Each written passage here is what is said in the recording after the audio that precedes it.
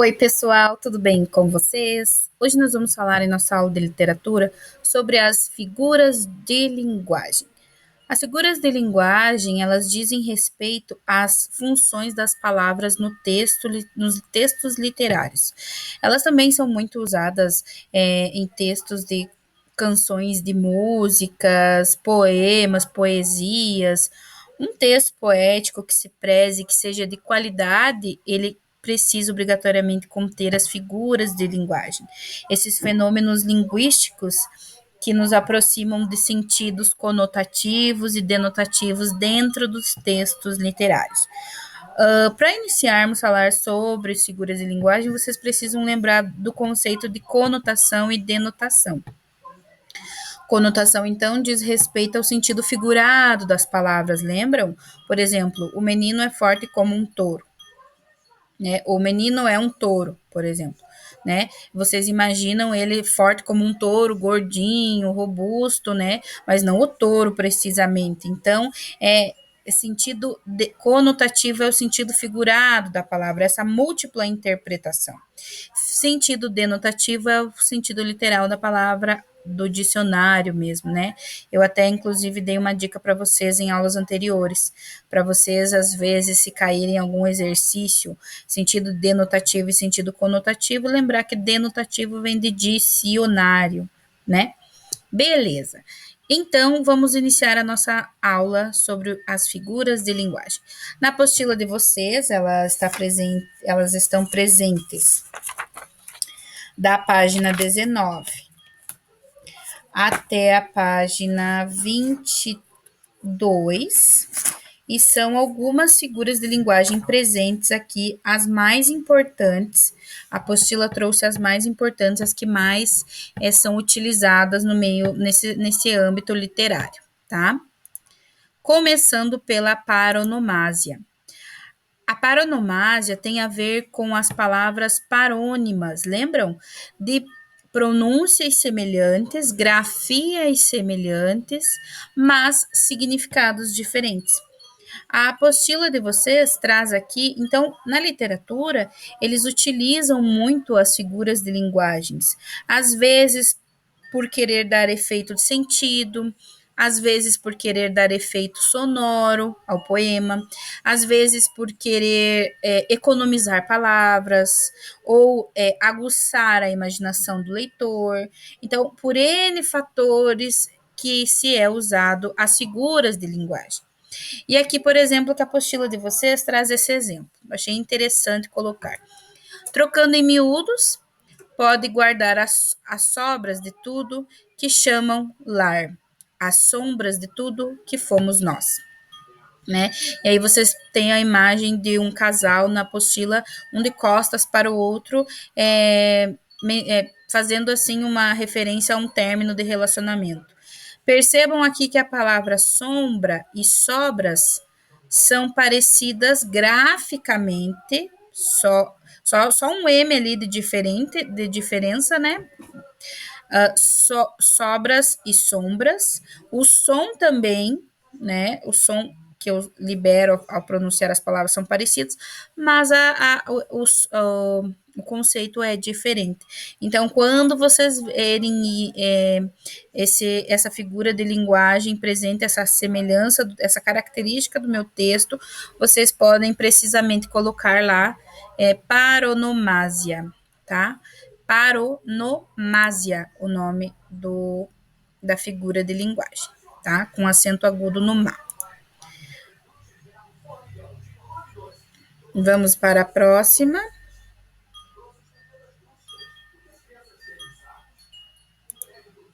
Travou aqui. Onomatopeia. A onomatopeia é a mais fácil, acredito eu, que vocês aprendem desde o segundo, terceiro aninho do ensino fundamental 1. A onomatopeia diz respeito aos sons que nós encontramos, né, no mundo e que eles são passados graficamente para a grafia, né, para o texto. Então, por exemplo, aqui que a apostila de vocês trouxe. No doce regato esvoaça a libélula. O colibri pipila, beija-flor, o beija-flor, bzz, besouro, bzz. né? São esses sons. Vocês vão encontrar muito nos gibis, nas HQs, né? História em quadrinhos, nos mangás, por exemplo. Toque, toque, toque, quando é o som em palavras, né? Vocês vão encontrar soque, por exemplo, para soco, quando a Mônica surra lá o Cebolinho e o Cascão. Então, são esses sonzinhos que a grafia puxa para o texto e quer representar a sonoridade das palavras por intermédio das palavras. Essa figura de linguagem é chamada de onomatopeia. A hipérbole, a apostila traz para vocês. A hipérbole é uma figura de linguagem que remete ao exagero, né? Vocês devem usar muito a hipérbole quando, por exemplo, a mãe está demorando muito para fazer o almoço. Lá vocês falam: Meu Deus, mãe, vai demorar muito, eu estou morrendo de fome. Então, esse morrendo de fome, né? É um exagero, é a figura de linguagem hipérbole, né? Estou morrendo de saudades da, da, da minha amiga, né? Então, esse morrendo, né? Por exemplo, a apostila de vocês traz também relacionada à figura, né? Aqui ela não trouxe uma frase, mas trouxe uma figura e diz assim: uma rápida pausa para um cafezinho e de volta ao trabalho. A hipérbole ali pode ser usada também de acordo com a imagem, né? Um cafezinho, ele fez ali o uso da figura de linguagem da hipérbole, né? Uma xicrona gigante. Então, hipérbole também. A metáfora, eu inclusive disponibilizei para vocês um vídeo muito legal da FTD de novo, né?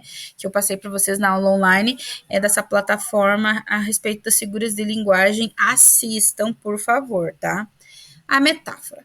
A metáfora, ela muitas vezes ela é um tipo de comparação com determinados contextos, determinadas palavras, mas que e com essa comparação é possível uma interpretação de uma semelhança com o que foi dito. Por exemplo, aqui, no retrato que me faço, traço a traço, às vezes me pinto nuvem, às vezes me pinto árvore.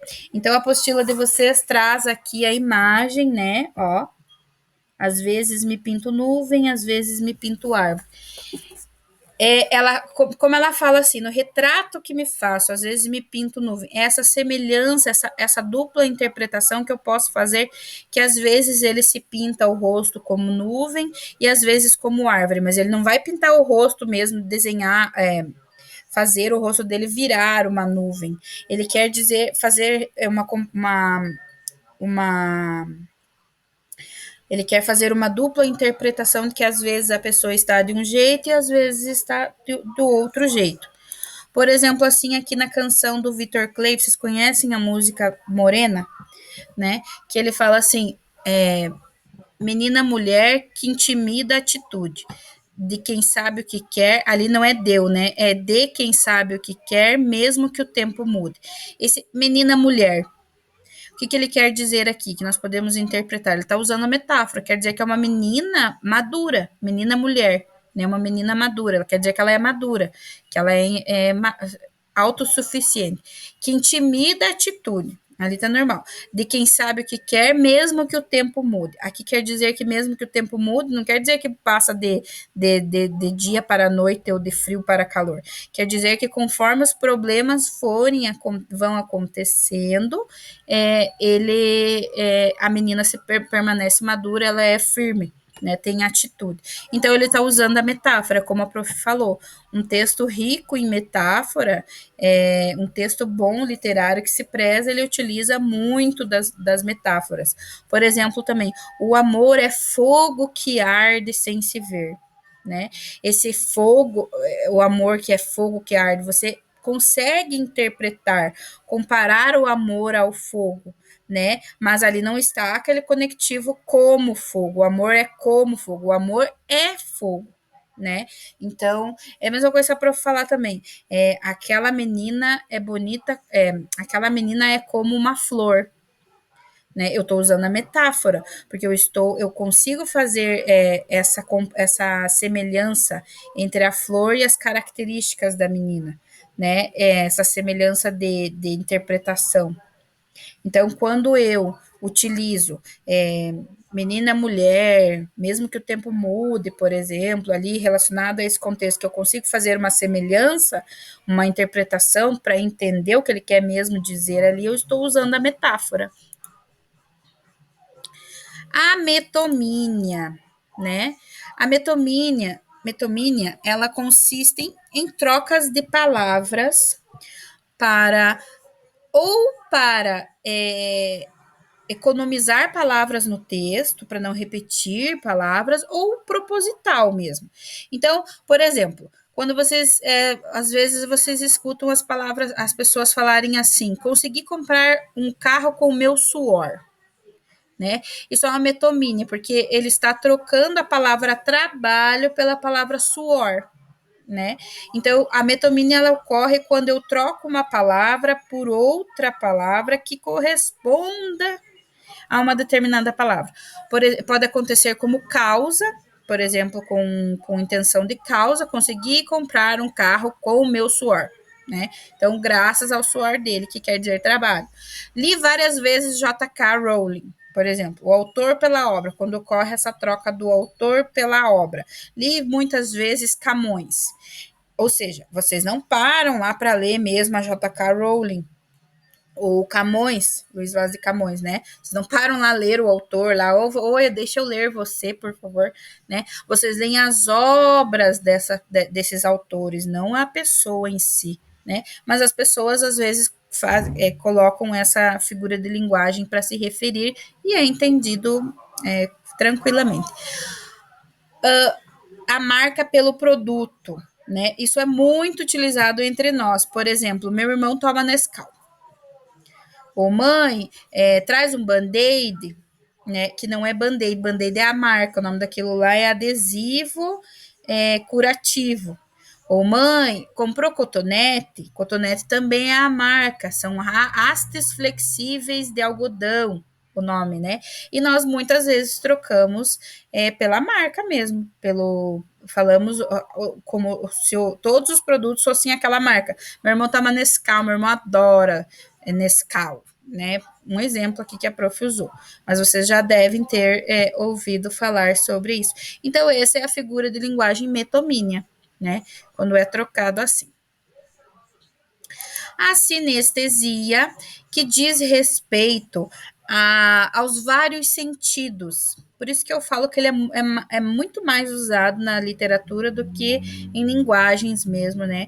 Gramáticas e textos, por exemplo, redações, textos mais formais.